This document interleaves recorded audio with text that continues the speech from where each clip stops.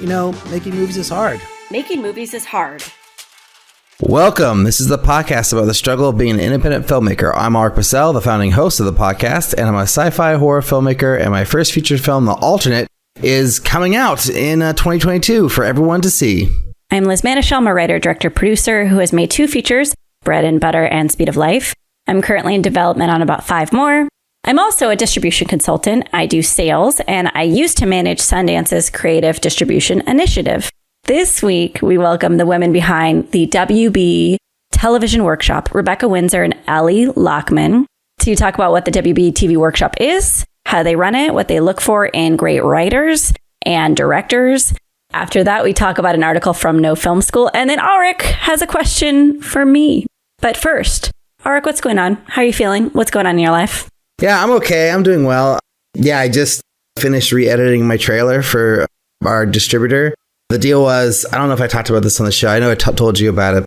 They didn't do any expense cap for international. We decided to get away from that. And so we're doing like a 50-50 split. But then part of the deal was like, okay, well, you have to do like re-edit your trailer for us or hire somebody that we approve to edit the trailer. So I was like, well, before we hire someone and do it, pay money, let me just see. I think I can, give me your notes and I'll do it. And so I gave it a shot and he loved it. They thought it was great. Just went over the moon for my re-edit. Awesome. They're just amazing. And if you're a Patreon subscriber, you can actually watch this version now on our Patreon page. I posted the, first pass cut that's like totally private. You can see the difference between the current trailer that's out that everyone can see and the one that's going to be released whenever the distributor decides to release it. It's very different. It's very cool. This could be a side business for you too. I mean, look at that. Hopefully you'll just be making movies, making lots of money, right. But still. I did tell him, I was like, hey, if you ever need anyone, need a trailer edited, let me know. I'd love to do it. And he was like, oh, I have a guy, but if my guy's not available, then, I'll let you know. And I was like, okay, cool. But yeah, he has a guy. If anybody wants a trailer edited for the distributor, I now have experience. No, so actually, Alrik, I get asked that all the time, and I have. Oh, really? I have a guy too, but he's. Oh, yeah. He's not always available. So if you are interested, hook me up. I'd love to do it. It was really fun, actually. To like see what was already what I had already done, which actually, was edited by one of our producers, and then I kind of just re-edited it. So like the teaser trailer that's out is like kind of a combo effort. But then to like get these notes from my distributor and be like, okay, well, let me take that and like make something else. It was fun. So I'd love to do it again. It'd be great. Cool. How are things with you, Liz? What's going on? My sister visited yesterday and we had a great day. We went to go get some pizza, and then she came back and she saw the state of our house. And by house, I mean very small apartment. And she said, stop everything. You're getting rid of a bunch of stuff and cleaning. So we just spent a bunch of hours purging. And you may see, if you were on video, if listeners could see, they would see like a stepladder behind me. And this is actually much less stuff than we had yesterday. So we're in a purge right now. And I'm realizing it's actually really helping me creatively in a very strange way, where it's like with less stuff, I feel less trapped. And so I feel less stressed out and more able to complete tasks. Like, it's the weirdest thing. So that's what's going on in my life right now, is I'm just getting rid of a bunch of shit that I felt obliged to keep for no reason whatsoever. And like, while we're on this recording, a random woman from my mother's group is going to pick up like 3 sets of china that my mom gave to me that I just kept because I thought, wow, one day I'll need that china. I'm never going to need that china, Alrik. I'm never going to need it. It's gone. Go away. My mom tried to give us some china once and we were like, yeah, we don't need it. Then when we moved to a house, we were like, okay, we'll take some of it back. But then she was like, oh, you should have this, dining room, utensil set. We're like, no, we're not using that. like real silver? No. It's just not how we roll. What do I do with real silver? Like, what am I? Can I not just run it under a faucet? That's all I do. Right. Yeah. No, I can totally relate to that. But I'm just curious, what other things have you been getting rid of in this purge? Well, first, my sister went through the bathroom and she's like, you have stuff in your medicine cabinet from 2017. So it was things like that. Okay. Maybe I'll need these eye drops from 2017. Maybe one day my eyes will be dry enough to use these eye drops from 2017. Yeah, the expired ones. Yeah. So it's stuff like that. And it's clothes. Like I just lost a lot of weight. I just lost about 30 pounds.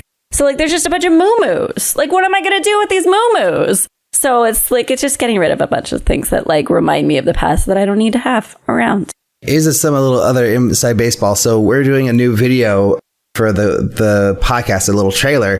And, Liz is on camera, like talking and, acting and stuff. And I was like, wow, Liz looks incredible. So, congratulations. Nice. I was like looking at myself in those videos I've been doing for Patreon. I'm like, I look like a monster. Holy shit. Liz is all like looks like she is working at a yoga studio or something or like whatever. And I'm like, oh man. So like I worked out this morning. I gotta get this shit back together, That's very nice. Well, for when I do my side of the video, I want to look like, not like a mess. We're both gonna look real spiffy. I'm not worried about us, good. But that's very kind of you. Yeah, I realize that exercise and vegetarianism is a stress reliever, so it's been good. Yeah, I was like, damn, those hikes are paying off. Yeah. Amazing. I should go on hikes once a week or whatever, once a day, whatever it is you're doing. That's a lot of hikes. Once a day? No, 4 times a week. 4 times a week. That's great. That's a lot. I will say that I owe everyone a lot of Patreon videos, but they will be up by the time the person that I'm thinking of right now, I'm going to ESP a name into the ether for them to become a Patreon patron. And by the time they become a patron, I will do a video. Nice. So don't forget to support us on Patreon, www.patreon.com/MMIH podcast.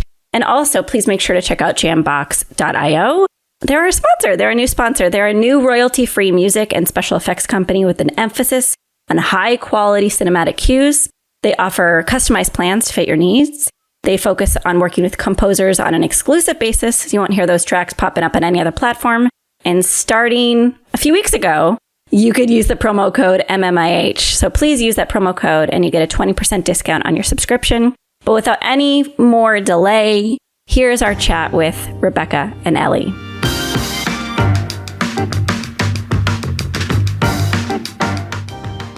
We're here with Rebecca and Elly from the Warner Brothers Television Workshop. Thanks so much for joining today.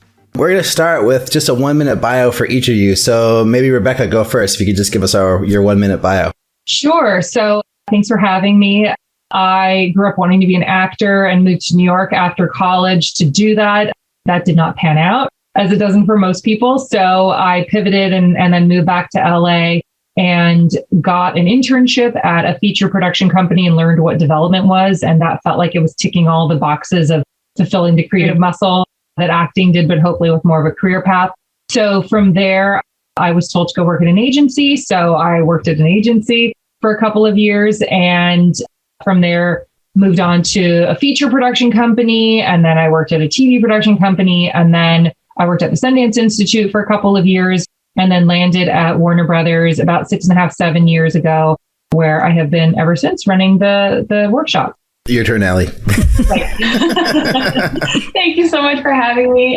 So like Rebecca, guilty. I also was an actor first out of college. I was a film and theater student, and I tried to do that first. I was working and was unhappy, and that seemed like the surest sign that I should not pursue acting. I got a job working for David Schwimmer on a film and theater project called Trust in Chicago, and then was sort of off to the races with production. I absolutely fell in love with being part of the process from nascent idea all the way through to sharing it with the world.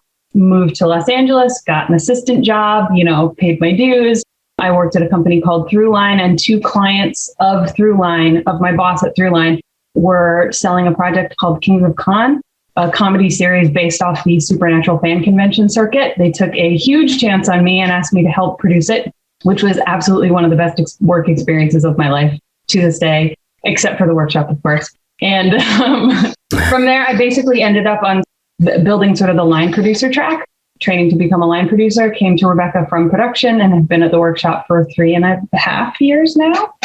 So just a quick question about that. Like, how does this fit into the line producer path? Or is this kind of like a divergence from that? It doesn't. Is the answer. but it's absolutely complementary, because I think one of the things that I learned very early working in production is that the people, producers or otherwise, that I was working for that I respected the most were the people who hadn't taken the shortcut to get to where they are. The people who had, worked every job, been a PA, been a best boy, done an agency assistant job. And so we're able to as eloquently speak with, the lowest person on the totem pole as they were with maybe the studio exec coming to oversee an episode. So for me, this job 100% fits in the path of what I'm trying to do, which is be as broadly knowledgeable as possible when producing content. Because I just think taking a shortcut is certainly one way to get there. But the people I respect the most are the people who have taken the time to learn how every piece of the puzzle works. We talk a little bit about curating these amazing programs that you're in charge of, that you two are in charge of. We have an ongoing debate on the show about meritocracy and whether the cream rises to the top and how these programs get curated. Can you talk a little bit about, in selecting participants, the kind of walls or blockades that you come up against? Yeah, and I'll talk about them separately because they have slightly different selection processes, even though philosophically we are still looking for the same thing in both. How do we just find the best of the best that apply? On the writer side, I do as much as anything is a meritocracy of talent in this industry. I believe that is what we aim for. Knowing, of course, taste is subjective, and that's why there's not one person making the decision. It's Elly and me, and that there's lots of conversations and other people involved in the process, because I may think something is hilarious and she might think it's horrible. So, or she loves genre and I'm, so on it. So again, we sort of play to who knows a show better, who responds to who feels the most passionate. But our programs are not diversity programs. They're open to everyone. And that is by design, although we are always trying to make sure that our writers and our directors that do get into the workshop are representative of everybody. For us, we did not want to tokenize it and turn it into, you are the diversity hire on this show. We want to be able to go to our showrunners and say, 2,500 writers applied to this workshop. These are the best 8 based on their talent. And by the way, this one is Black, this one is LGBT, this one is Asian American, whatever, as opposed to the best of the others. So we're not perfect. We have blind spots. We do our best to try and make sure we're reading as many people. I mean, we're not reading 2,500. We have help in getting through that material. So I know that it's not a perfect science, but I stand by that everybody who gets in deserves to get in. No one's getting in because of nepotism. No one's getting in because they know somebody or they work on a show and the showrunner put them up. They're getting in on their own talent. So as much as anything in this industry can be a meritocracy, that's what we aim for. On the director side, I think in terms of responding to the talent, it's the same thing. It's a little bit trickier just by virtue of how hard it is to break in as an episodic director. In general, as a writer, if you get your first job on a show, you are one of many writers on staff and you are the low man on the totem pole. So you are not expected to save the day or save the episode. You are just there to pitch ideas and keep the conversation going. But as the director of the episode, you are the captain of this ship. So for a showrunner to hand over the reins of their, $5 million episode, their baby, to someone who's never done TV before requires a few more hoops to get through a larger body of work and all of that. And in our selection process for the director's workshop, we set it up because we also did not want to just become a shadowing program. There are many directing programs around town who often all they can offer is shadowing. And yes, you can learn a lot by shadowing and people should do it if they can, but often it does not lead to work. And there are many directors who have shadowed multiple times and still not gotten a job. So we wanted to be a program that created a true pathway to getting a job. So we do that by involving our showrunners in the selection process. So while we, Elly, I, and the rest of the workshop team are curating our finalist list based on do we respond to their short films, their features, their music videos, whatever, we're also identifying which of our shows are open to a new director, because not all of them are. Some have been very supportive and have helped launch many careers.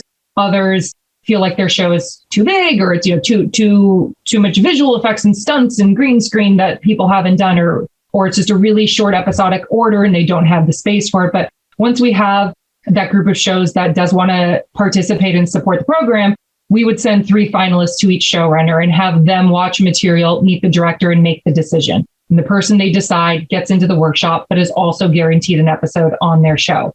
So going back to the meritocracy question, I think, again, I stand by everyone who gets in. Everyone is in agreement that they are incredibly talented. On the director side, there is an added element because they have to be guaranteed an episode. It's ultimately the showrunner's decision on who they choose. And often, just because of the state of what we're in, and sort of a great thing is that they are looking for more diversity on the writer side as well, but particularly on the director side.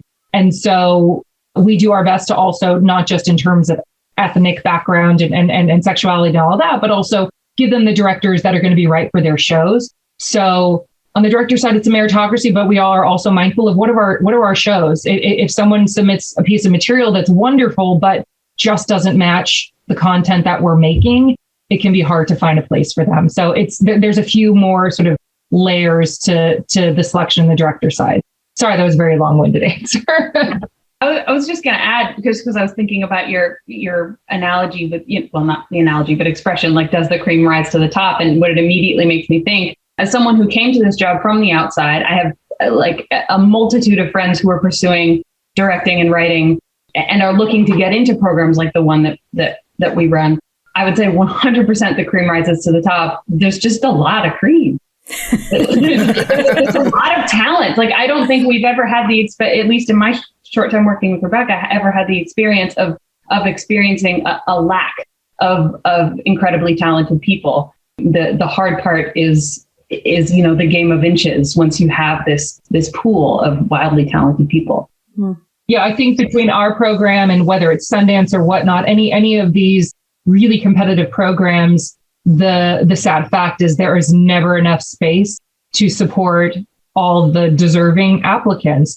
We could fill the workshops with many more people if we had budget and time and all of that. And so they are really difficult decisions to be made because we know that there are so many more talented people who are equally deserving. And sometimes it just, as Elly said, it's a game of inches, or it's just the wind was blowing one direction that day. So just to press you on your answer a little bit. So there's no situation where like one of your bosses or a higher up at WB like comes to you and says like, this application from this person I know, they're so talented, they're so great. Take a look at it, make sure that it gets in the mix. Like, does that never happen? Or are you just saying? I do get I will get emails and calls from the president of this. I've gotten calls from the president of the studio. I've gotten calls and emails from some of our biggest producers and writers out there. All that means is I will look at it myself, as opposed to, again, if we have 2,500 scripts, I'm not reading 2,500. We have a team that kind of helps us get through the volume. But if there is a personal referral, I will read it. But in no way does it ever mean that it gives that writer a leg up on getting in. And they just got past the gatekeeper, basically, to the decision makers. That's it, really. Yeah, it literally just means I or Elly will read it. And right. They know this. And again, some of our biggest producers, and I think that they respect it, honestly. Sure, they want their people to get in, but they respect the process, and they've also hired people out of the program, so they know that they know what we do. And it's a disservice to that writer, potentially, and it's a disservice to all writers who go through the program and the reputation if we start letting in people based on who they know. We get calls or emails from a showrunner saying, if we get renewed next season, I'm bumping up my writer's assistant to staff writer. So if they get in the workshop, they'll be so much more prepared. That's great. If we were to let that writer's assistant in and they weren't the best, and then that show gets canceled and now there's no job for them next year, and I don't feel strong, I never felt strongly about them in the beginning, I'm not going to be able to staff them anywhere else. And again, it just dilutes the reputation of the program and makes it that much harder for every other writer that is deserving. Yeah, we spend 6+ months working extremely closely with each year's class of writers. And so if we're not super passionate about every single one of them, it's like Rebecca said, a disservice to the program, a disservice to the program's reputation, but also a disservice to our process that nobody sees with the writers, because we work so closely with them and we have to be passionate about them as creatives and as people. And taking away that spot from someone who is deserving, that we gave it to someone who knew someone. It just, I carry the responsibility of being a gatekeeper very seriously. And I know that this can, and it's like not to pat myself on the back, but I know that getting into this program is not a guarantee of a job or career, but looking at the legacy of alumni, it can be life-changing. And I want to give it to the people that I believe in, not someone who just kind of. I love the intensity of your responses. I remember I oversaw just the back end of a fellowship submission process at Sundance, and people would write on Facebook not like they ever read my application anyway. And I remember being so offended, because clearly you're putting so much time and energy in. So I just want to acknowledge that. In terms of the type of work, you already alluded to for the director's workshop, sometimes the work doesn't match the show. Is there a world where you advise applicants to have spec scripts that are based off of IP, or spec scripts or scripts that are completely original? I mean, is there kind of a trajectory that you encourage in terms of materials you look at when you're evaluating candidates? Well, with the writer's workshop, the first step of the application is a spec script. And we have a list of accepted shows that we publish. Well, see, now I just showed all my cards that I didn't know that. I knew that. We're one of it used to be that all of the writing programs kind of followed suit, and then some of them have gone away from specs and are just going to original pilots. We stand by the spec part of the application, even if specs are out of fashion and the only reason that a writer is writing it is to get into a program. They serve a few purposes. On the one hand, that is the job description. If you get a job on a show, you have to write in your showrunner's voice. And if you can't do that, then you will lose your job. You failed the assignment. And so I have heard numerous stories of writers who got jobs and they're, because they wrote an amazing original pilot, got staffed and just could not capture the show and had to be rewritten all the time. And so that's not going to set you up for success. So I think as a discipline, it's really important for writers to be able to know how to capture the nuance and the character and the structure and the, all the little things that make a show have a unique voice. And then the other thing is, again, because we have such a huge volume of applications, it's very hard to compare original pilots side by side. It's not apples to apples, and they're very hard to write and to execute well. And it almost, and in doing a spec, it almost creates a baseline. We know what this is supposed to be. Have you achieved it or not? It's a little bit like our SATs, where if you're writing Marvelous Mrs. Maisel, I know what that show is meant to be. Have you achieved it? Have you elevated it? Is it not there? Did you not capture it? And because we don't have a ton of time to get through 2,500 scripts, it makes it a little bit easier to get through, to kind of weed out the people who have not been able to do that. And then if you do advance the next round, if we do like your spec, if we feel like the writing is strong and you captured it, the voice of the show, and also brought something of yourself to it, then we do ask for an original piece of material, which can be a pilot, it can be a screenplay, it can be a play, just anything to see what your writer's voice is. So to back to your question, I'm not sure if there's an actual algorithm or say, write this and then write this kind of a thing. Sometimes people ask us if they both need to be in the same genre, other than identifying as a comedy writer or a drama writer and making sure that your samples line up there. Not necessarily. I think there should always be a through line to your work. So if your spec is a superhero show and then your original pilot is like a dark comedy that, or dark dramedy about whatever, it may be a little hard for us to get a read on who are you as a writer, unless if both stories are about mother-daughter relationships, then okay, that's great. You can be genre agnostic, but these are the stories you like to tell. So we're trying to glean a little bit into who you are as a writer through these two pieces of material. So you both talked about how you feel that the cream definitely rises to the top and that there is a lot of good material out there. So when you're faced with two applications or that are both equally great, what makes one stand out from the other and get that slot, when they're both really high quality? Well, I think at the spec phase, that is when I tend to go back to their personal statements. I know everyone has their own process for how they deal with an application. I always go to the script first, and then I read the personal statements, because you can have written the most amazing personal statement or have led the most impressive life.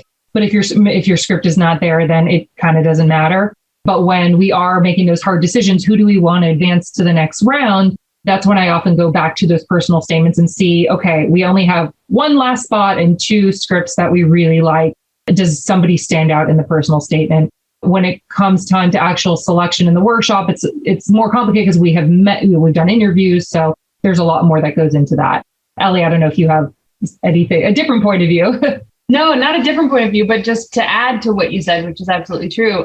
I think if there are 2 things that I know both of us, and I've heard Rebecca come back to, and I know I come back to when we're in the spec reading process, that we're looking for, obviously anybody who's read a lot of scripts or write scripts, when it's good. When a story is compelling. We are all consumers of storytelling. So we know when something is compelling, and there is, yes, a structural formula sometimes to why, but more often it comes down to, is this something where I can truly feel a unique, passionate voice? And that's a really, really hard thing to pin down in a simple soundbite answer. But I think there are 2 things that I know we've both come back to that I think are good pieces of advice or things to think about when approaching the spec. One is, write the show you're most passionate about. Don't write the show you think we want to read, or the show that you think everybody's going to spec and you don't want to be one of a million, because even if it is one of a million or one of 2,500, if it's great, it's going to stand out. It's not like just because everybody writes you one year, we don't want to read another you. A great you spec is a great you spec, period.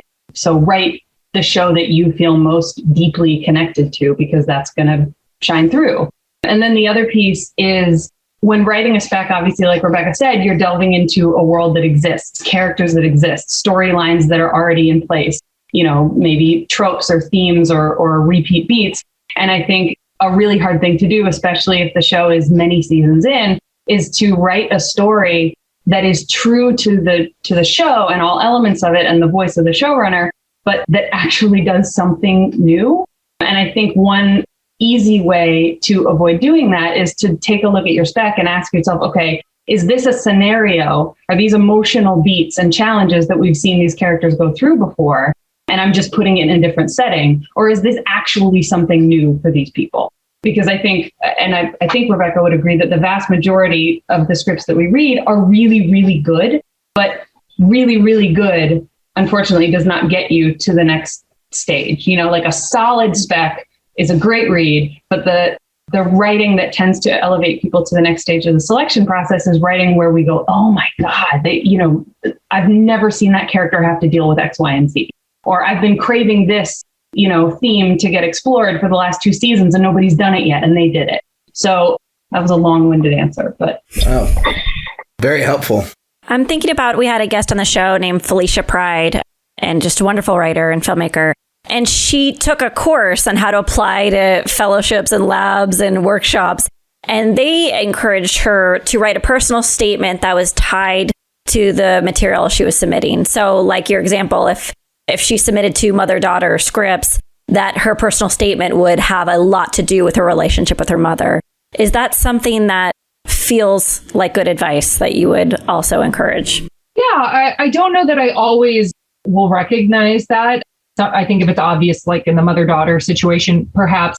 I think that there are several great ways to tackle the personal statement. And again, there's not one way to make a compelling statement. I think the best thing is to just not be generic. So it's not some version of TV was my babysitter growing up because of X, Y, or Z. We get a lot of those. But whether it's something about your childhood or growing up, or, child of divorce, or, your father died, or some struggle, some physical struggle, or being a minority in a heavily white area, that can be impactful, but equally impactful is talking about the film or the TV show that inspired you to want to be a writer and to choose this path. So I think you don't have to have had a turbulent childhood. We don't need to see it doesn't have to be a painful thing. It can be joyous, but I think it should just be unique and authentic to you. And again, it's knowing that at that point, the only way that we get to know you is through this spec script that you've written. How do you want to introduce yourselves? What's going to be memorable about you? What are we going to learn about you that's going to give us a little insight into who you are and why you want to do this?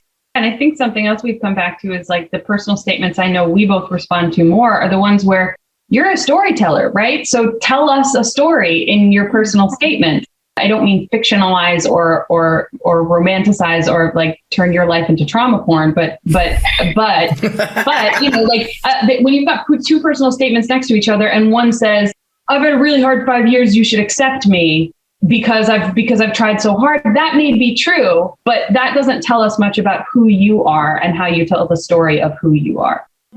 So similar to my last question, what are things that immediately get a pass from you where like you're reading a script and it's like, okay, they're not ready or whatever?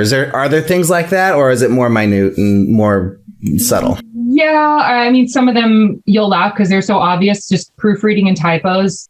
You know, a typo here or there is one thing, but when it's just over and over and over, it just shows kind of a lack of professionalism, a lack of diligence to the craft. And, you know, it's yeah. So I don't like that. I think not capturing the show. If the show always opens in a particular way with a montage and a voiceover from a character, like Grey's Anatomy always does, you know, Meredith Grey does a voiceover while stuff's happening. So if you're writing Grey's Anatomy and you're not including that, then you have not captured the show.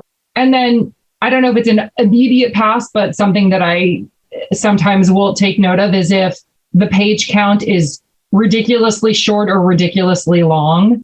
I wouldn't say it's an immediate pass because if the writing is still there, then maybe, you know, but often it's a sign that the writer has talent, but they're too green to know that a 1 hour drama should not be 75 pages, you know, things like that. Yeah, I would also say to what we were just talking about, if I'm, you know, 15, 20 pages in and I feel like this is totally solid, but I have absolutely seen this episode before, I'll still finish the script, but it definitely goes in the probably not pile because it does need to grab you and it needs to feel fresh in some respects. I had a different question teed up, but I'm going to ask this one. Do you watch TV all the time? How are you able to track all of these like episodes? I do. It's, you know, I hate to say it's a burden because like I shouldn't be complaining about the fact that I have to watch TV for my job. But I keep this like never ending queue in my phone. Anytime someone is like, oh, well, you got to watch the show. It's amazing. And I'm like, okay, add it to the queue. I'm never going to get to all these shows, but so and I love TV, so I love watching it. It's just, you know, especially now that I have kids, I can't watch anything until they go to sleep. And then sometimes my husband isn't interested in watching the thing, you know, so there's all of that, but I watch a ton.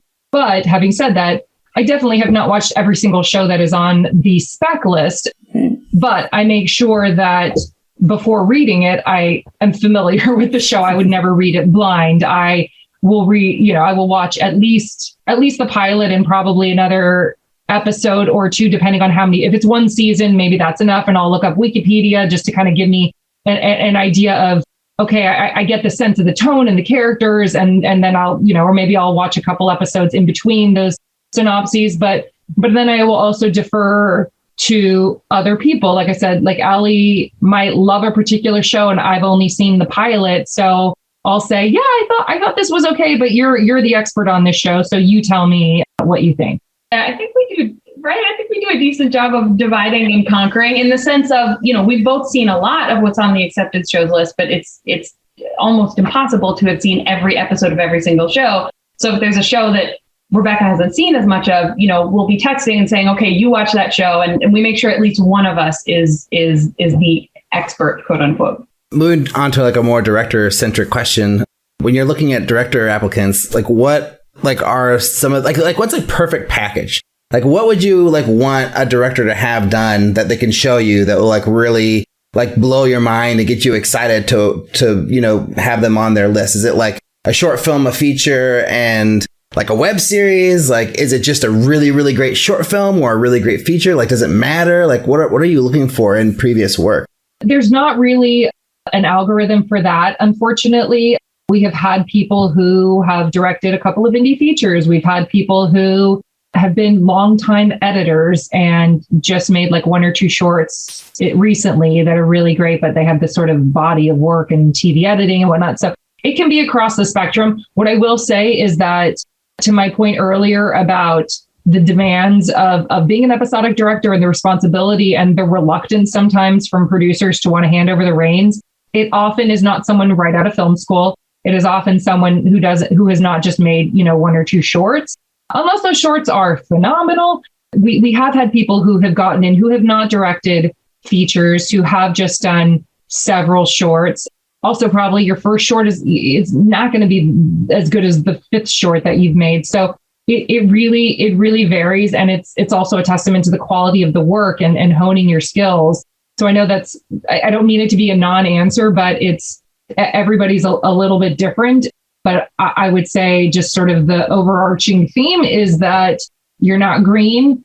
We feel like you are ready to step on set and command a primetime television show, and that you have the confidence and leadership skills and all of that.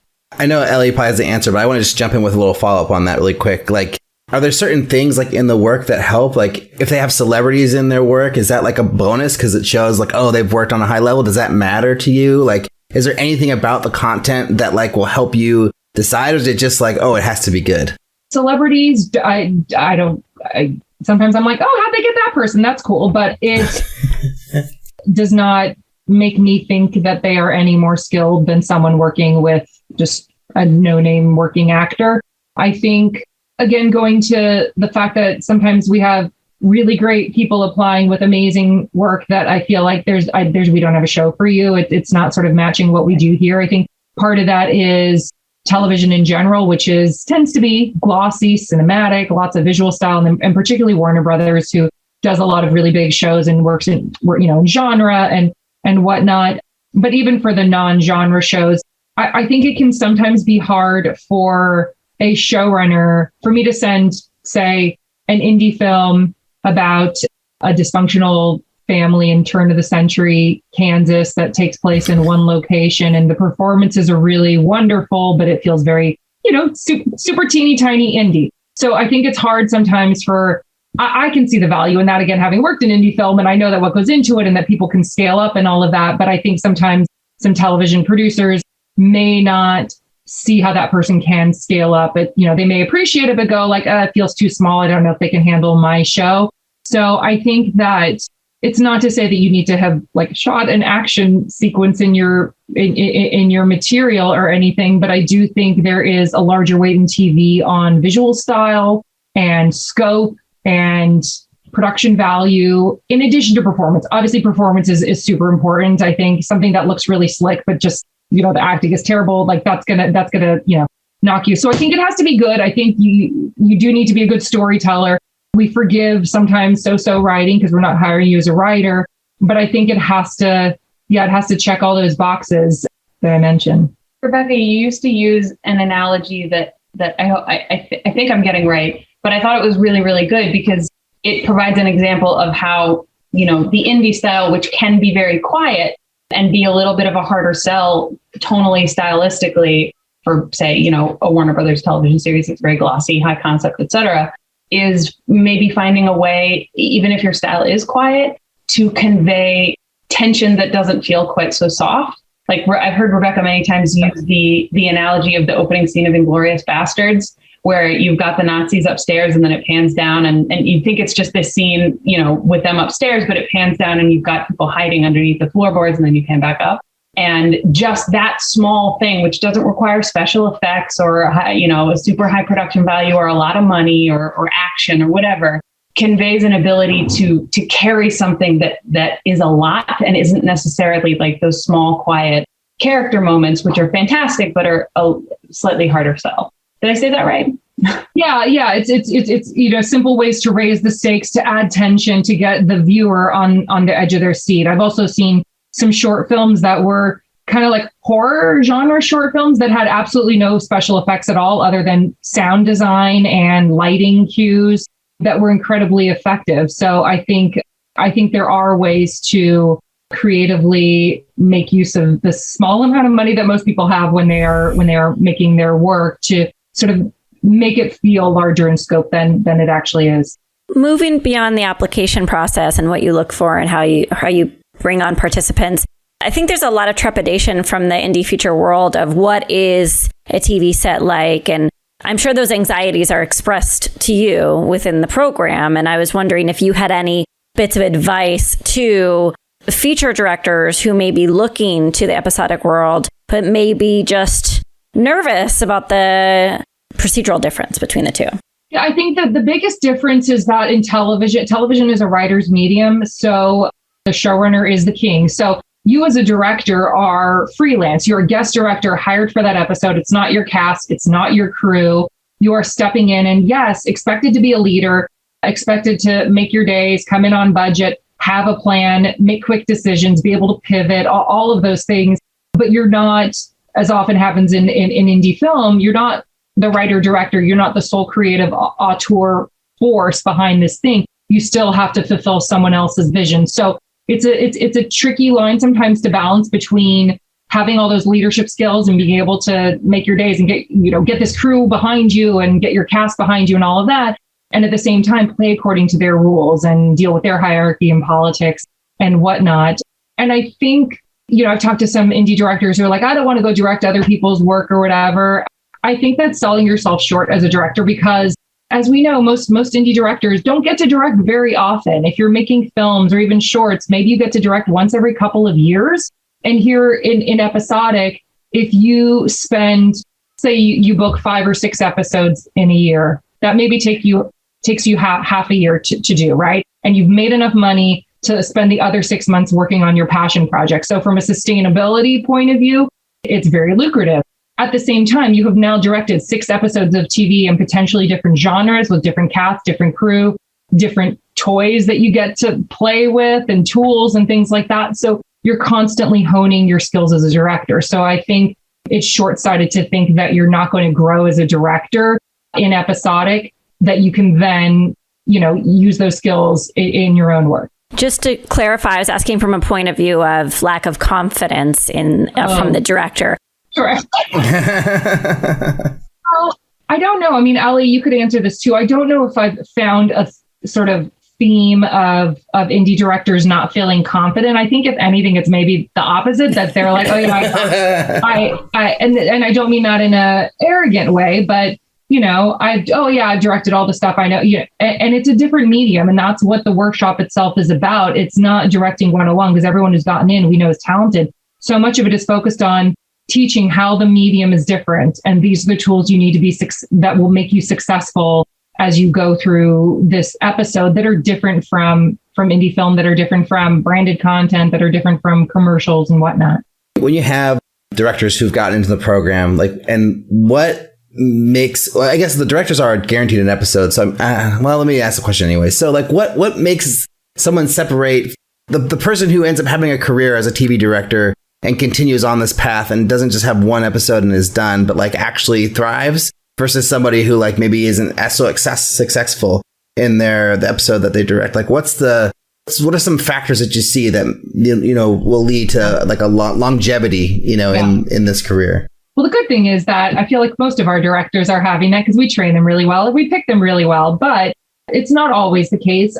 I think a lot of it goes to kind of what I said before, which is towing the line between being the captain of the ship and having those leadership skills to command set, but also being really collaborative. And, when you're working with actors, not moving them around like chess pieces to achieve your shot list, but when they give you something different, can you pivot? Knowing that these actors have been playing these roles for potentially years, so they know them better than you, and they know when something feels unmotivated or they're bumping up against it. So I think actors, if they don't have confidence in a director, they will make sure they do not come back. So I think we work a lot on that director-actor relationship, and as well as with the DP and all of that, and making sure that you get everything you need. The worst thing to hear is it was a really tough edit. The show finally came together, but it was a really tough edit because the director didn't get everything they needed, or and sometimes these things are out of your control. I think the other challenge about episodic directing is you sometimes get blamed for things that are out of your control, like a really terrible script or production, or you lost days because an actor went out sick and they didn't, you didn't have enough time to get it, or you lost a location. All these things happen. And the easiest thing to do is just not bring that director back. So there are some times where directors just get the short end of the stick. But I do think it's those that, like I said, can sort of find that balance. And during the workshop, I would say, we work a lot on that. There are still sometimes, very, very rarely, because like I said, most of our alumni are doing really well. But once in a while, the episode, they still feel like that director was just maybe a little too green, or not quite deer in headlights, but just didn't feel like they were in command in the way that the show would hope, or felt like, I don't know, just like they weren't trusted, and that you build that really quickly. And it's hard. I mean, doing it your first time, hopefully the show that you're on is going to be supporting you. If they have a producing director, they're there to support you as well. We always send our directors to shadow on the show before they direct their episodes, so they get to know the casting crew in advance, so they're not showing up day one blind. This is touching on something Rebecca already said, but I would add an ability to be flexible and have ease when things go wrong, and specifically when things go wrong the way they do in TV, because anyone who's ever shot anything knows that what can go wrong will go wrong. You'll lose your day, you'll spend money you didn't plan to spend, et cetera, et cetera. But there's that added level in television of so much more is out of your control, also creatively. And so being able to, as Rebecca mentioned, pivot in the moment and not be so tied to your ideas that you can't adjust. And having done so much prep work and so much legwork, that when somebody throws the biggest possible curveball your way, 2 hours before you're at the end of your day and you've got 5 hours of work planned, you can just brush it off and go, okay, that's great. I've got a plan C, and move on. Because I think that is only an asset to all the things Rebecca already mentioned. One other thing I would like to add, particularly about the time in the workshop, is once in a while it happens that one of the directors who may have directed several things and feel very secure in their process, it's always worked for them, we teach them a different process and we ask them to be open to it. And I have seen a couple of times with some of those directors that I think maybe have accomplished more in their previous work, that they're a little resistant to it. And it's not like we are trying to churn out robotic, like robo directors that just sort of copy exactly what we do. But the idea is to remain, we're teaching this for a reason, because it's been successful for many, many, many people. Be open to it, and then take what works for you and incorporate it into your process, and leave what doesn't. But I think when you're not open to it, when you go like, whatever, why would I do that? I've been directing, I've directed 2 features and blah, blah, blah. And it's worked fine for me, but we're recognizing something that we think may cause you some trouble down the road because of this different medium. Be aware of that. We're not trying to change you as a director. We're hoping that you're going to grow, but also listen to the expertise of people who've been doing it for a lot longer. That sounds ideal. I think we have to move on to our final questions. First question for both of you. And we've adjusted these slightly because, as I said in our pre-conversation, usually they're about what's the first film you made and how do you feel about it now? So we're going to adjust it to what's the show or film that really galvanized you to get involved in the industry? Or play, or podcast, or whatever. Well, I was already in the industry, but I think the show that galvanized me, that I was on the right path of being in TV. And I should say, once I came to LA after giving up acting, I thought I was going to go into features. That was what my internship was in. And when I landed at an agency, I was hoping to get on a feature desk, but I got on a TV desk, and I thought, okay, fine, I'll just do this for a little while. But, features was sexy. TV, this was the early stages of this TV renaissance. So it wasn't quite what it was now. But my first year there during pilot season, it was the year of the Friday Night Lights pilot.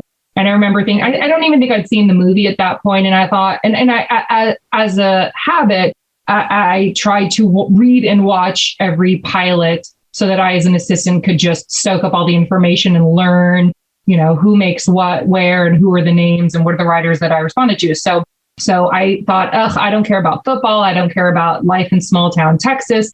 And then I read and then watched that pilot and was blown away. And it's still one of my favorite shows of all time. And so I think that show in particular, as well as, I don't even remember what the other pilots were that year, but that's the one that stood out, galvanized me in the way to rethink working in TV, and kind of reminded me that, yes, I've always loved film, but I've also, my family always watched TV together.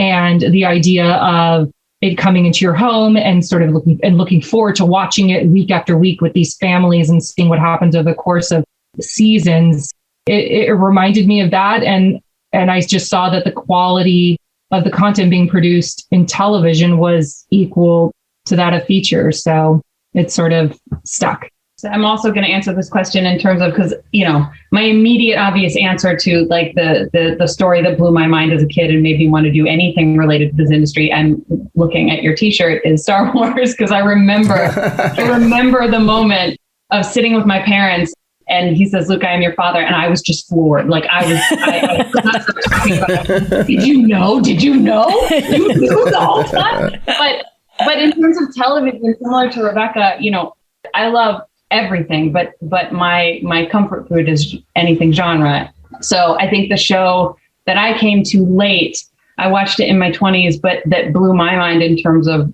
television as a storytelling medium was, and if you know, Battlestar Galactica.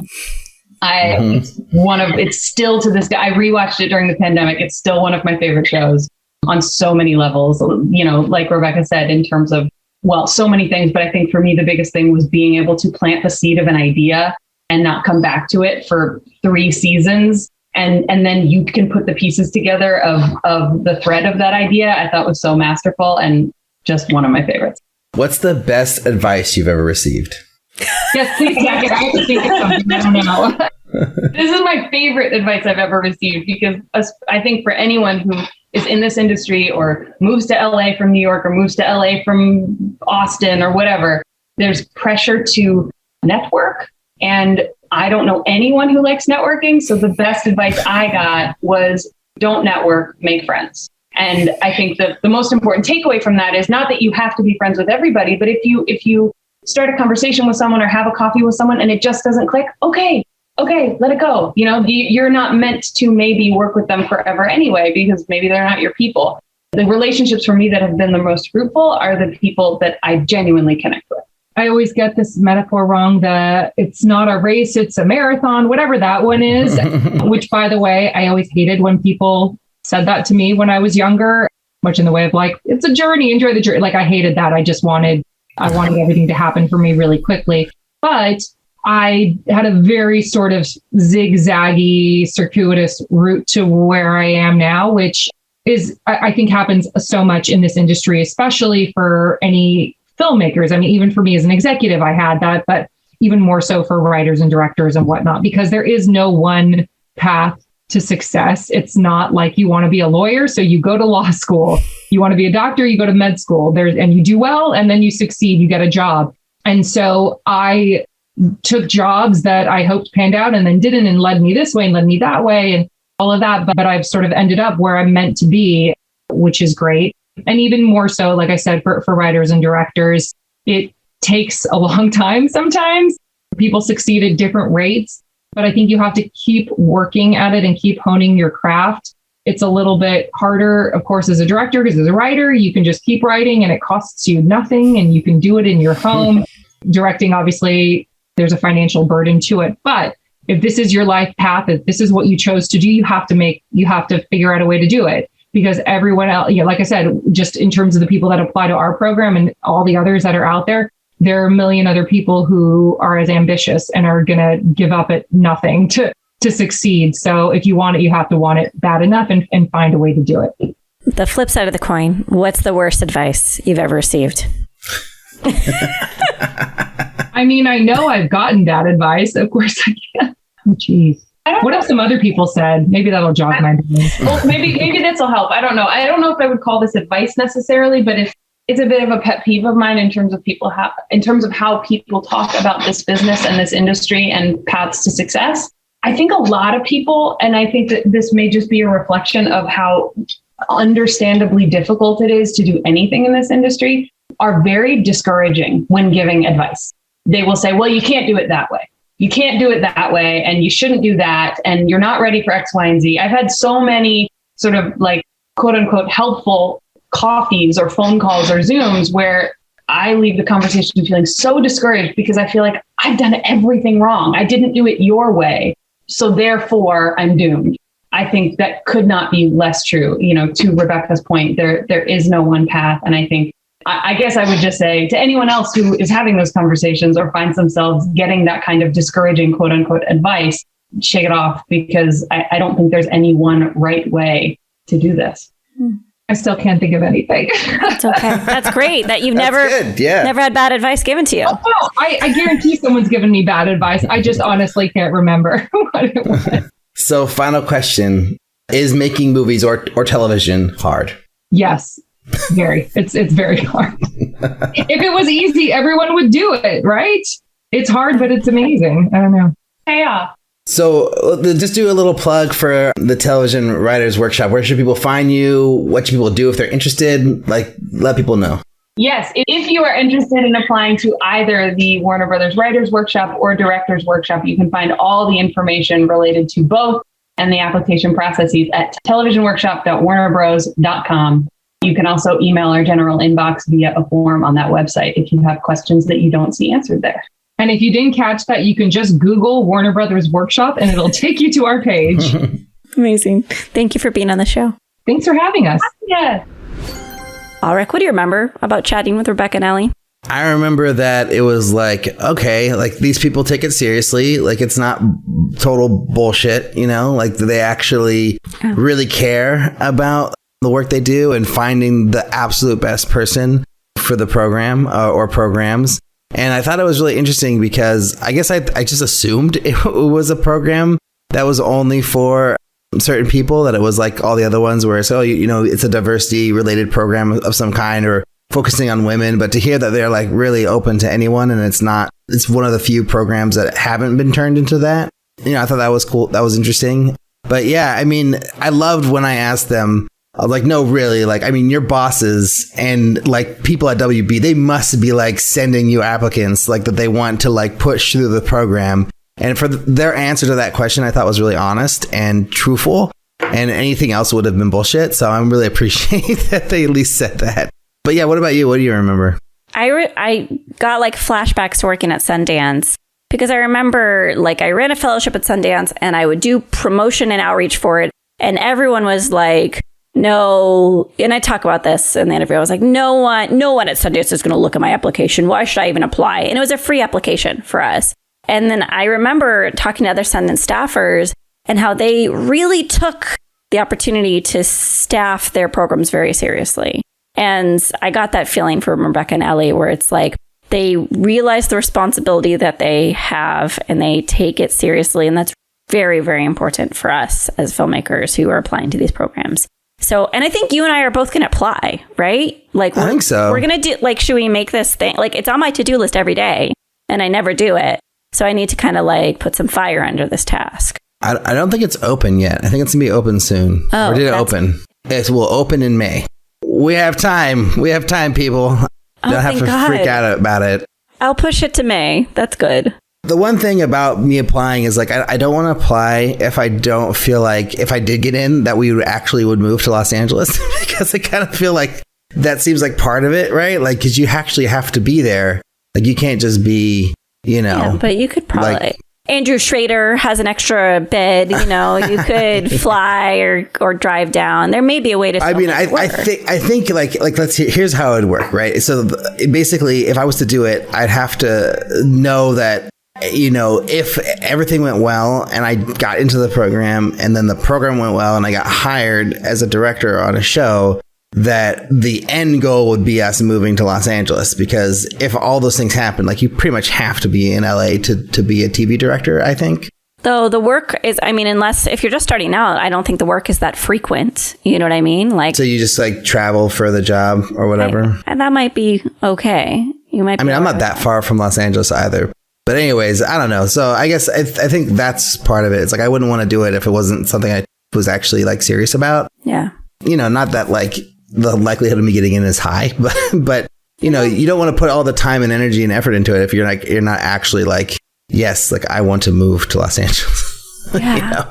Yeah. But I get that. I don't know. It could be fun. It would be really fun though. But it'd be fun just to see if we actually get anywhere with it, I think we should apply. The only thing I ever really tried to apply for, like really tried, was the HALF initiative, the Ryan Murphy thing. And the time I applied for it, it was right before the pandemic. So actually, I've not been able to, like, I'm a finalist, but then they still have the other finalists from the season before, and I haven't been selected yet. So it's like, I think there's a lot of programs that a lot of people submit for, but they just kind of like throw it into the ether. But if you really take time and put everything into it, you're in a different echelon of consideration, is what I'm just trying to say. And I agree. You can't just like fill these out willy-nilly. The ones I've done before, I think I did the Sundance Writers one once. Obviously didn't get in. Did the DGA trainee program twice. Didn't get to the second level either times.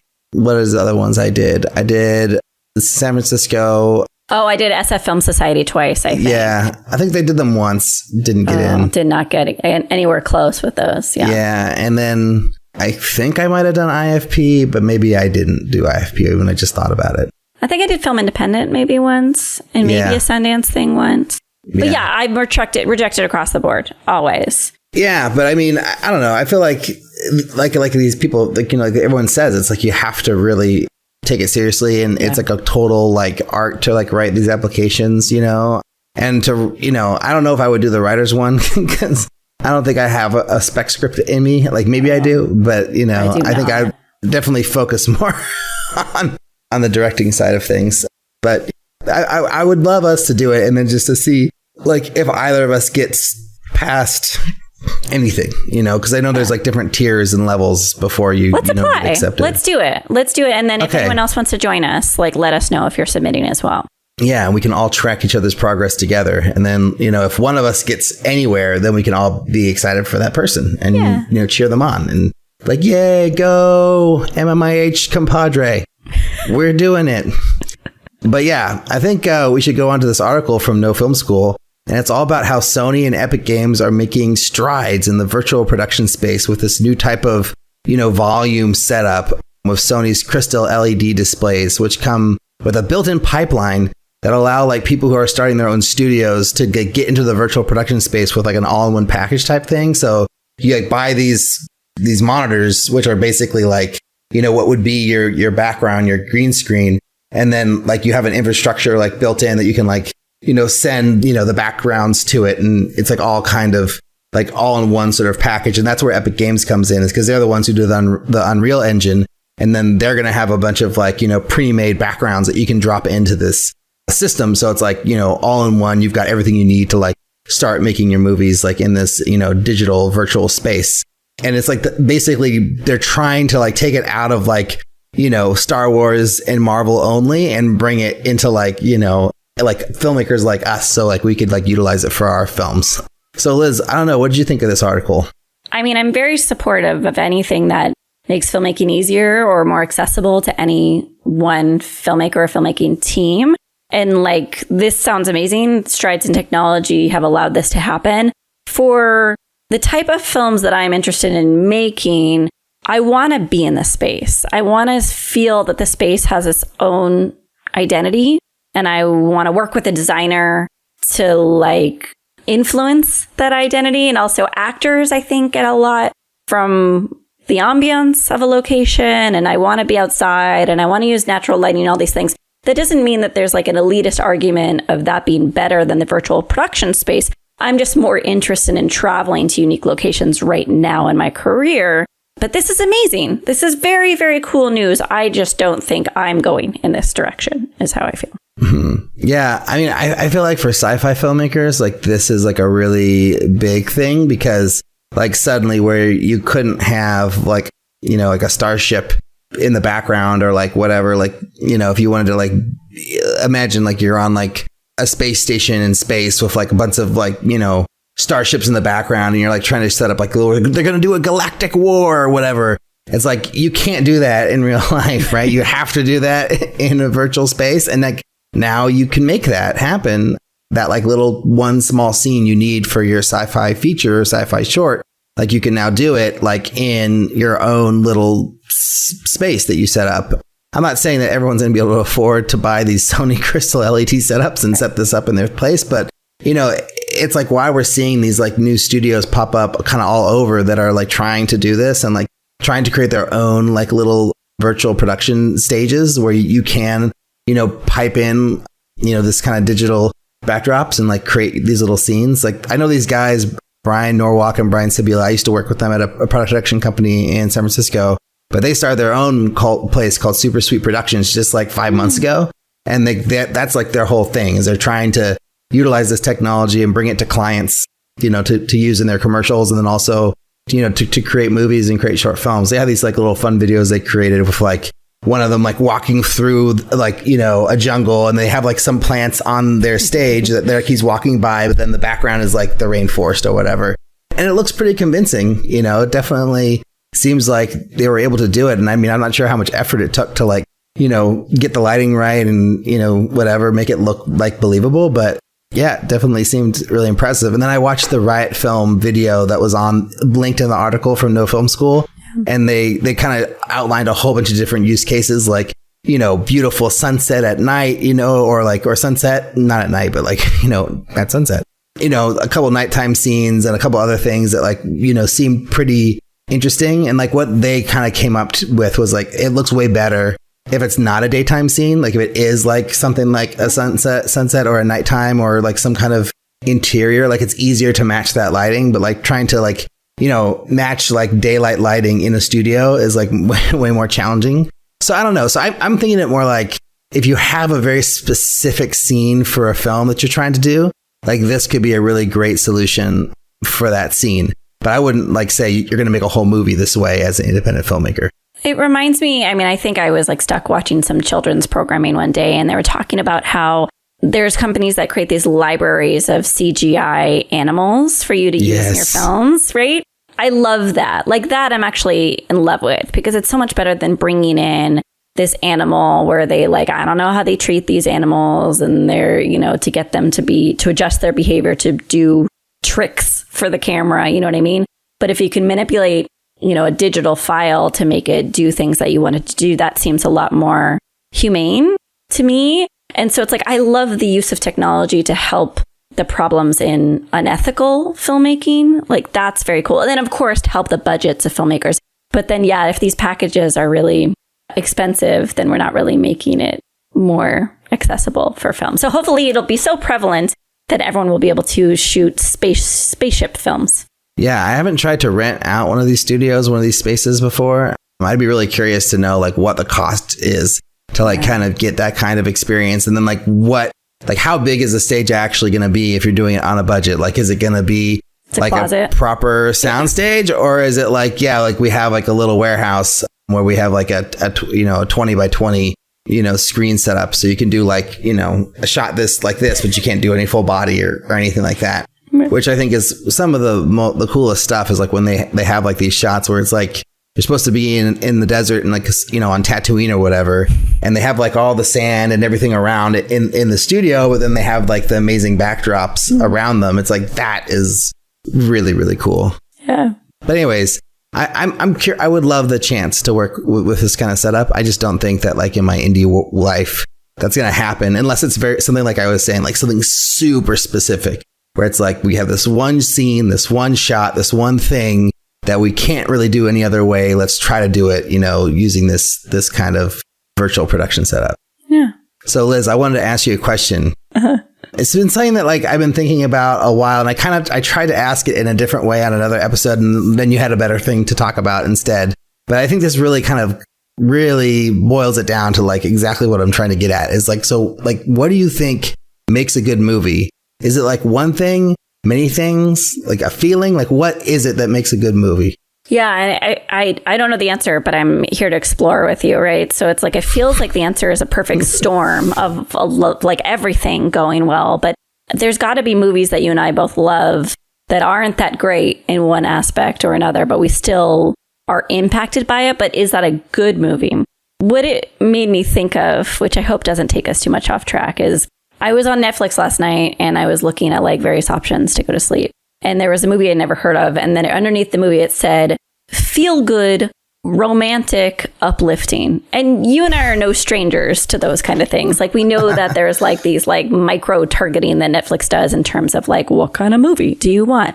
But that reminded me, I met this guy at AT&T Shape whose dream and project is to make movies in an AI framework so that they cheer you up if you're sad, or they, fulfill some sort of emotional need that you have. You program the robot and you say, I want a movie that, is, supplementing something in my personality that I don't have at this exact moment. And I think that's a problem. So I'm realizing now I'm going on a soapbox of something completely unrelated. But I think that movies shouldn't cater to us, is what I'm trying to say. I think a good movie reflects a very specific, somewhat intimate and honest expression from a group of people who are trying to impart something truthful to an audience. And I think what is problematic is that we're making these AI-generated either algorithms for recommendation engines or movies themselves to like help people escape their world and to service a need, when I think good movies to me are really personal.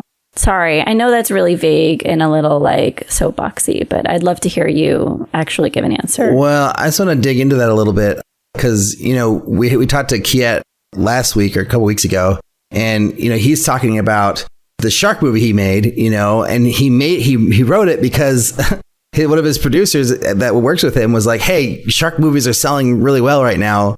Like, you should write a shark movie. And so he's like, okay, like, all right, let me come from it. And he did exactly what you're saying. Like, he thought of it. He came at it from a personal place.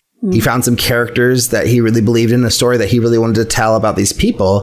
And then he like wrote that, and then, tied the shark in to this story that has like a real human conflict or a real human, like, I don't know, issues grounded in it, basically. And then he had to change it from being like an Asian movie to an American movie. And so then what the conflict and what the issues were changed to fit an American audience. But he still like, went to a place where people can relate to, first, and then brought the shark in. So I guess my question to you, like, is that so bad?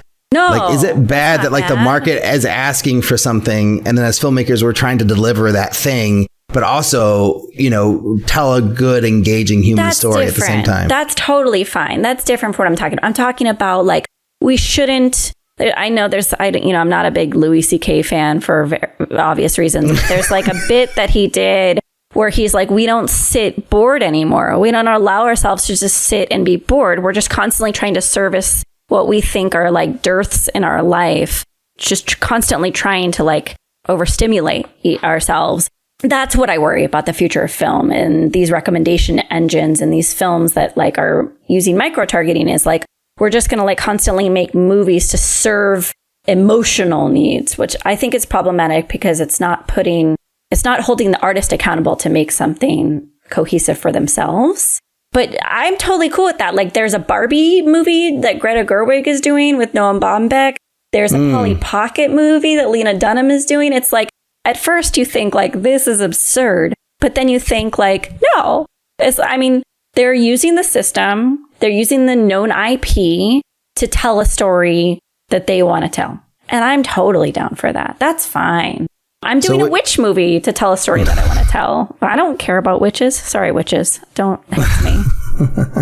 So what you're basically saying is like, in your filmmaking, like, don't write a movie or make a movie that is like blatantly manipulating emotions because you think that that's what people want to see in their lives. Like, don't just like write it to be sad or write it to be happy or write it to be this. Like, actually tell a story. And then like, if it, these emotions come from the story, and that's fine, but we shouldn't be trying to manufacture emotions out of our audiences. It's the same thing as like using like a swell of violins during like a death scene. It's like you're just like cranking it up for no reason. Like, maybe that's not a great analogy. It's probably not a 1-to-1 ratio. No, I get what you're saying. Yeah, though. It's cruel and it's exploitative, and it's also hacky. It's too. Hacky. It's stupid. Have more class. Tell stories that you want to tell, and you can wrap them around known IP or things that that are commercial. That's fine. I could care less about that. Yeah, what happens when I see a scene like that in a movie is like I start to have this emotion where I'm like, oh yeah, I'm so sad. Oh, and you're making me cry so hard. And you're just like, oh, this is bullshit. Like, this is total, like, you totally phoned it in. Like, you're making all the obvious choices here. Like, what the fuck is wrong with you? You know, like let's like think of something different that we could do in this moment. Like, let's like push it in a different direction. Yeah. Let's like, you know, make it about the character, make it about what's going on with them, not just like, you know, blowing it open with this ridiculous, obvious choice. Well, and art should be surprising, I think, is the thesis of what I'm saying. It shouldn't be to please you. My art shouldn't be just to please other people. And your art, it should be something that you'd want to see. And if you want to see it, most likely other people want to see it and you'll grow an audience. But you shouldn't make something like there's push boundaries. And then last part of this, which I think is interesting, is like, does that matter? Like what a director thinks a good movie is? Like, does that really have any impact on the movie itself, do you think? Or is it more like, you know, it's really the script and the team around it and all that stuff matters, and like what the director wants or enjoys really doesn't play? That's interesting. Because I think, like me, for example, I am like a very dark pessimist. So I'm never going to think something is good. And I think there's a lot of other people like me who are creators who are never going to be satisfied with something. So that's if you're up against that, if you're up against like a level of negativity that's really unhealthy, you're not going to be able to evaluate things properly as a director.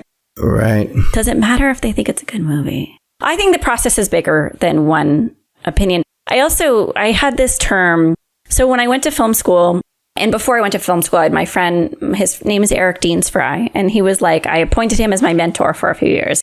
And he would just recommend movies, and I called them epiphany movies. And there were movies where when you watch them, you got kind of high. Do you know what I'm saying? Like you just got so excited and inspired by them. And they were always like these art house films. Like last year at Marienbad was a big epiphany movie for me where I was like, what is going on? This is crazy. Usually I was smoking a cigarette while I was watching them. Usually like it's like total pretentious situation, drinking a cup of coffee. So what I'm saying is like, I don't think the reason I felt high was because the director is such a genius that they had their hands over every single part of that film and is the real reason for the quality of that film. Nor do I think that Spielberg is entirely responsible for everything he does, right? It's a collaboration. So I do think it's like a weird accident that everything aligns. And then it becomes good because everything aligned for some reason. Right. Well, I guess what I was really asking is like, does the director's opinion of what a good movie is impact their ability to direct a good movie? Well, what do you mean? Like if let's say like you love, I don't know, like let's name a couple great movies. I don't know, like Goodfellas, let's say. Okay, if you're a fan of Goodfellas and Scarface or whatever, like all these great gangster movies, like does that make it easier for you to make a great gangster movie? Or is that actually maybe detrimental to your ability because you're so obsessed with this thing that you're not able to create something that is different than the thing that you love so much? You're dealing with this right now. Is that what's happening? Because you can't make a good Goodfellas movie or a good gangster movie that's just like Goodfellas because it's already been done. Like you have to make a gangster movie that is different than Goodfellas, right? That like does something new and exciting and tells a story in a different way than Goodfellas does. Yes. But still feels like a gangster movie and is a good story. So I guess I'm just like a perfect example for me.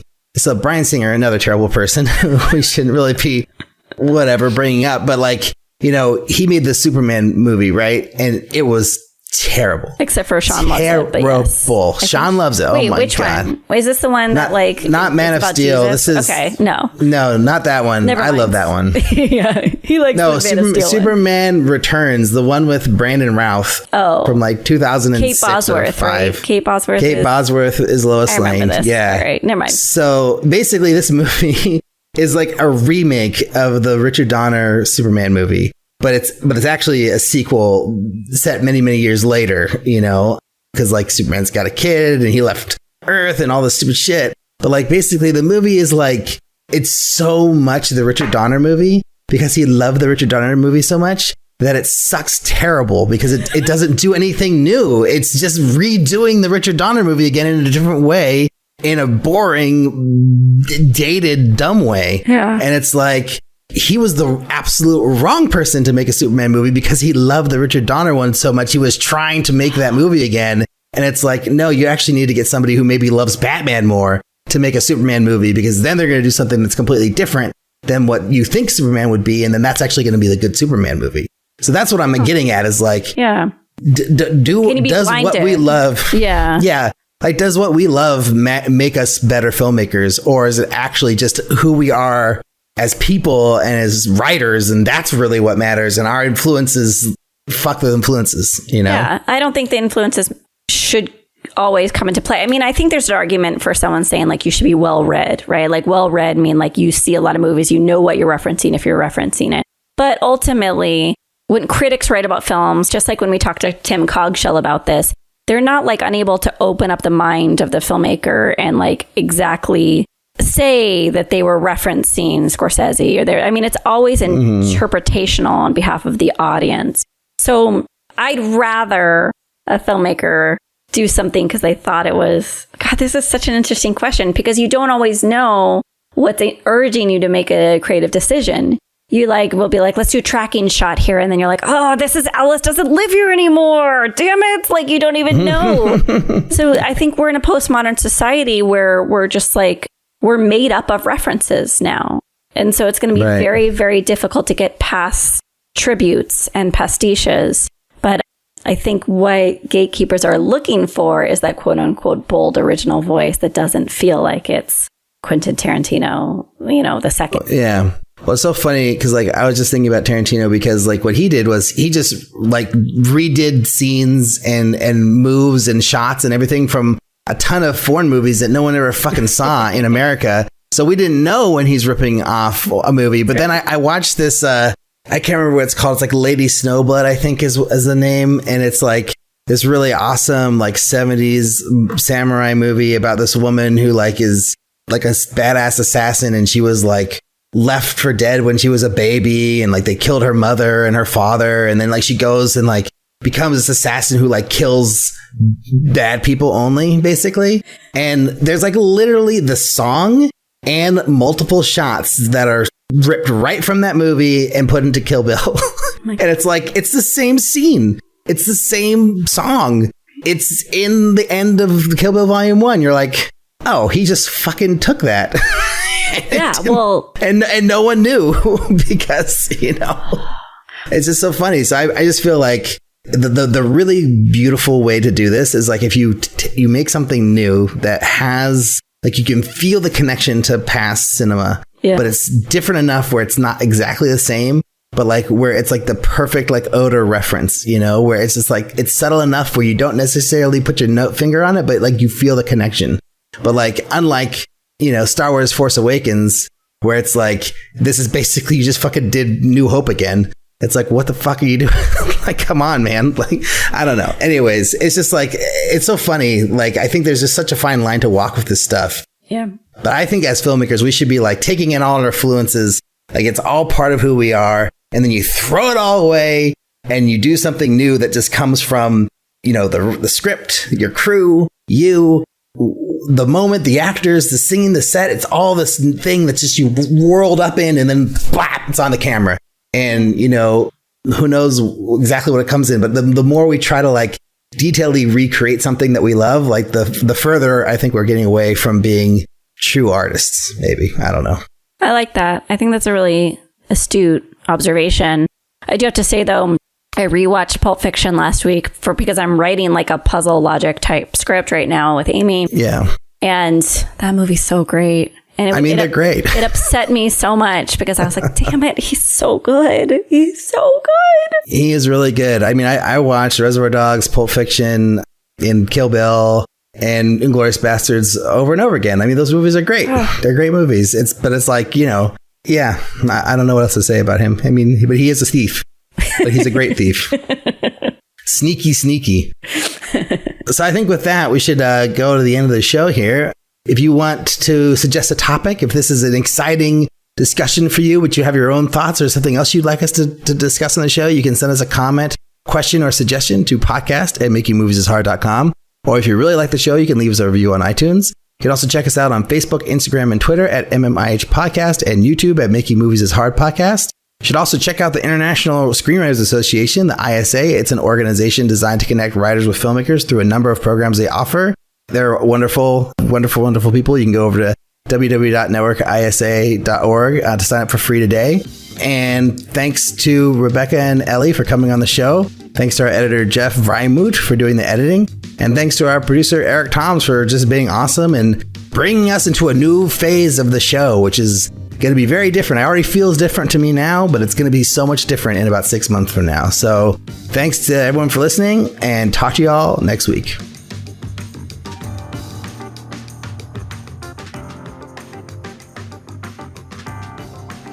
After that, we talk about an article from, I don't know where it's from, No Film School.